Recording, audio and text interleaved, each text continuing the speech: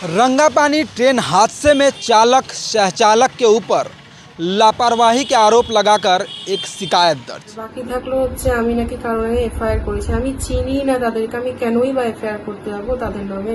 नमस्कार, आप देख रहे हैं पूर्वोत्तर भारत और आपके साथ मैं हूं रविंद्र यादव। रंगापानी यानी कंचनजंगा एक्सप्रेस और मालवाहक ट्रेन के बीच में एक टक्कर के बाद यानी एक हादसे के बाद एक नया मामला सुर्खियों में आ रहा है। बता दें कि घटना के 48 घंटे के बाद एक जो मामला है, बता दें कि जीआरपी में एक शिकायत दर्ज किया गया है जिसमें चैताली मजुमदार नाम की एक लड़की का नाम सामने आ रहा है, जो बता दे कि चालक और सहचालक के ऊपर लापरवाही का आरोप लगाते हुए एक मामला दर्ज किया गया है। हालांकि जो चैताली मजुमदार है और उसके परिवार के लोग हैं, उनका कहना साफ है कि ये बेबुनियाद है। हालांकि इस मामले पर अब तक छानबीन शुरू कर दी गई है। हम आपको बता दें कि एक टीवी चैनल में दिए गए बयान के मुताबिक ये मामला पूरी या ये कहे कि टीवी चैनल में दिए गए बयान के बाद ये मामला सुर्खियां बटोर रहा है। हम आपको बता दें कि ये ट्रेन हादसे के बाद पूरे इलाके में तो सनसनी फैली हुई है, लेकिन कहीं ना कहीं चैताली मजुमदार के नाम से जो शिकायत दर्ज किया गया है वो कैसे हुई है? क्या शिकायतकर्ता के बिना एक शिकायत दर्ज हो सकती है? क्या रेलवे इस तरह के शिकायत को एक्सेप्ट कर सकता है या फिर इसमें बड़ा गोलमाल है? हालांकि रेलवे की तरफ से हो सकता है तो जांच शुरू कर दी जाएगी। वहीं हम इस मामले पर जो चैताली मजुमदार है उससे भी बात करने का प्रयास करते हैं, साथ ही जो उनके पिता जो चिन्मय मजुमदार है उनसे भी बात करने का प्रयास करते हैं। आइए सुन लेते हैं उनका क्या कहना है। আমি কালকে তো ট্রেন ওই অবস্থার মধ্যে আমি বাড়িতে ফোন করি, বাড়ি থেকে আমাকে নিয়ে যায়। তারপরে আমি হসপিটালে ভর্তি হই।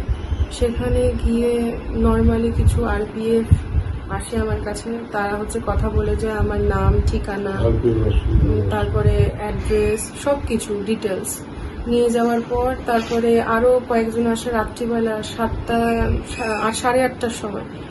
তো তখন এসে তারা আমার থেকে আমার কি পরিস্থিতির মধ্যে ছিলাম সবটা ওনারা জানে, শুনতে চায় আর কি। আমি সেটা বলি, সেটা ওনারা ভিডিও করে। ভিডিও করার পর দেন আমাকে একটা সাদা পেজের মধ্যে ওখানে আমার নাম, ঠিকানা শুধু লেখা ছিল।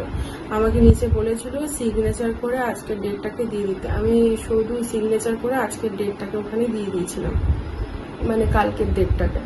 দেওয়ার পর ওনারা চলে যায়। তারপরে রাত্রিবেলা ওই 10:30 নাগাদ আরো দুটো পুলিশ আসে। তারা আমার নাম, ঠিকানা এসব কিছু নিয়ে চলে যায়। তারপরে সেরকমভাবে কেউ কোনো কিছু আসেনি। তো আমি প্রথম আর কি আপনারা হয়তো নিউজ দেখেছেন, ওই বাংলার থেকে আমাকে প্রথম বললো যে এরকম আপনার নামে এরকম, আপনি নাকি এরকম অভিযোগ করেছেন। প্রথমত ট্রেনের ভেতরে কে এসছে, কোন গাড়ি মেরেছে সেটা আমার দেখার পক্ষে সম্ভব নয়। কারণ ওখানে ট্রেনের ভিতরে আমরা যে প্যাথেটিক একটা সিচুয়েশনের মধ্যে ছিলাম সেটা একমাত্র যেই যাত্রীরা আমরা যাচ্ছি শুধু আমরা তারাই বুঝতে পারি, তারাই ফিল করতে পারবো। তো তারপর আমি ট্রেন থেকে অনেক রকমভাবে, আমাকে 4 জন দাদা ছিল, তারা আমাকে নিয়ে নিচে নামার পর আমি দেখছি যে পেছন থেকে কোনো গাড়ি হয়তো মেরে দিয়েছে। তখন আমি শিওরলি কিছুই জানতাম না। আমাকে তারপরে বাড়িতে ফোন করা, তারা তো নিয়ে আসার পর আমি সন্ধ্যার পর জানতে পারি যে এরকম একটা মালগাড়ি নাকি পেছন থেকে এসে মেরেছে। আর বাকি থাকলো আমি নাকি কারণে এফআইআর করেছি। আমি চিনি না তাদেরকে, আমি কেনই বা এফআইআর করতে যাবো তাদের নামে। পুরোটাই আপনার অজান্তেই বা আপনার স্বাক্ষর ব্যবহার করে করা হয়েছে? হ্যাঁ, কারণ তাছাড়া আমার ফ্যামিলি বা আমরা সবাই হসপিটালের মধ্যেই ছিলাম। এবার আমরা ছাড়া আর কে করবে? তারা যারা আসছিল তারা ছাড়া আর কেউ করার মতন আমার মনে হয় না আর কেউ করবে।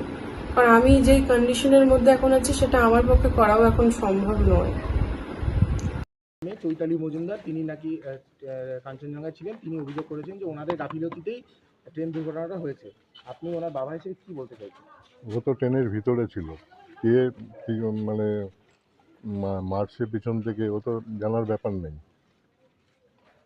তাহলে যে অভিযোগটা অভিযোগটা তো ভিত্তিহীন অভিযোগ না। আমরা কেন রেলের ব্যাপারে আমার না চেনা, ড্রাইভারের সাথেও চেনা নাই, ড্রাইভারের যে মারা গেলো তার সাথেও আমাদের কোনো চেনাশোনা নেই। তা আমরা তো চিনি না, তাকে আমরা কেন করতে যাবো? মেয়ে তো আপনার হাসপাতালে ভর্তি ছিল। হ্যাঁ, যায়নি কোথাও না। সে এখন সাদা কাগজে একটা সই করাই ছিল হসপিটালে। হ্যাঁ, কোন হাসপাতালে? রেল হসপিটালে। আমি তো কাছাকাছি বলতে এখান থেকে রেল হসপিটালে নিয়ে আসছি। আচ্ছা। সেটা কারা করিয়েছিল, হাসপাতাল কর্তৃপক্ষ নাকি না না না, রেলের তরফ থেকেই করেছিল বোধ হয়। সই করানোর সময় কি কিছু বলেছিল যে কেন সই করাচ্ছে বা কিছু? না, বলছে যে এটা অ্যাড্রেসটা নিলাম। আপনি ছিলেন তখন? হ্যাঁ, আমি ছিলাম। আচ্ছা, জিআরপির সাথে যোগাযোগ করেছে জিআরপি আপনাদের সাথে? হ্যাঁ, জিআরপি করছে, আরপিএফ করছে। আজকে করেছে? আজকে না করেনি কেউ। আপনারা কি ভাবছেন মানে? কি ভাববো, আমরা যাকে চিনি না তার নামে কেন করতে যাবো? আর আমরা তো একদিনের সফর, আমাদের তো তার সম্বন্ধে কোনো অভিযোগ থাকার ব্যাপার নেই। তো আপনারা হ্যাঁ, কি কিন্তু- জিআরপির সাথে কথা বলবেন এটা নিয়ে? কি বলবো জিআরপির সাথে? যে আপনার মেয়ের নাম নিয়ে যে অভিযোগটা হলো, হ্যাঁ, আপনারা সে বলছেন সামনাসামনি আসলে কথা নিশ্চয়ই বলবো। বলছেন যে আপনার মেয়ের কমপ্লেনের বেসিসেই ওরা একটা মামলা না না, সে তো এরকম তো আরো অনেকেই আছে, মেডিকেল কলেজে অনেক আছে। নাম আপনার মেয়ের নামটাই এসছে, ওদের যে এফআইআরটা ছিল অফিসিয়ালি আচ্ছা, আইসিজিআরপি এনজিপি, আপনার মেয়ের নাম সেখানে আপনার মেয়ের সইটা ব্যবহার করা হয়েছে। ডটার অফ আপনার নাম বুঝলি তো, কালকে যে সিচুয়েশন ছিল বলেই তো হসপিটালে ভর্তি ছিল। তো সেই অবস্থায় এখন ও তো ঠিক মতন বসতেও পারছে না, এখনো তো প্রায় তন্দ্রার মতন। তারপরে এর আগে একজন আসলেন, দিয়ে কথাবার্তা বলে গেল, তারপরে থেকে আরো বসি, মানে ওর ওই সিনগুলো মাথার মধ্যে চলে আসছে। ট্রমা কেস একটা। হ্যাঁ তাহলে এই যে অভিযোগটা হলো এটা পুরোটাই ভুয়ো। হ্যাঁ, ভিত্তিহীন অভিযোগ। মানে অভিযোগের ক্ষেত্রেও দুর্নীতি হচ্ছে।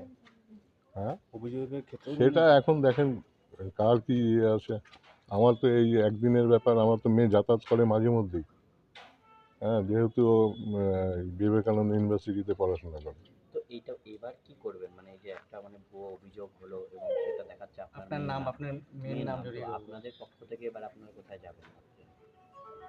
কোথায় যাবো? ওই মিডিয়ায় তো আপনারাই তো দেখছেন যে না না, আপনারা কি জিআরপির সাথে কথা বলবেন? না না, কথা বলার কি দরকার আছে? আপনাদের সঙ্গে যদি যোগাযোগ যে যোগাযোগ করলে কথা বলতেই হবে। তখন তো নিশ্চয়ই ডিনাই করবেন যে না এরকম। না না, কেন করতে যাবো? আমার কি দরকার আছে কারোর সম্বন্ধে অভিযোগ করার? আপনার নাম? আপনার নামটা? আমার নাম চিন্ময় মজুমদার।